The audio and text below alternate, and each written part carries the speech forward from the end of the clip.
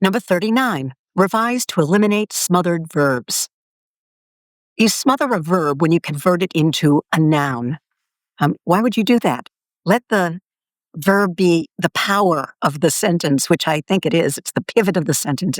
When it's an active, engaging verb, don't sap its strength and water down your text. Let the verb do its job. So, for example, instead of I'm glad they've come to an agreement, right? I'm glad they agree. We have to make a decision. We have to decide. We need to issue an invitation. We need to invite Tom, Charlie, Mary, whoever it may be.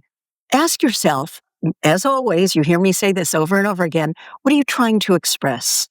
And that will help you find the right verb, which then you want to make sure it's in its verb state, not the noun. So, for example, let's say you have a couple that thinking of buying a house, and one of them says to the other, you must take the cost of electricity into consideration. Kind of formal, right? Arm's distance, and not really the way people talk. So what are you going to do with it? Go ahead and write it in the comments. I read them all. I value your opinion, your take on it, how you're going to approach it.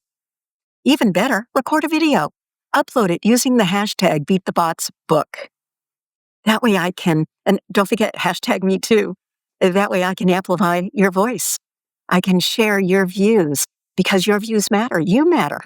Your voice matters. I'm so glad you're part of my writing community. If you came to this video in any way other than the book, Beat the Bots, A Writer's Guide to Surviving and Thriving in the Age of AI, I hope that you'll take a look at the book. It's filled with exercises and guidelines and worksheets to help you home in on your innate creativity and bring it forth in a powerful way. That's how we'll beat the bots. It's very specific. I look at elements of successful writing, from dialogue to setting, to characterization, to plotting, and others.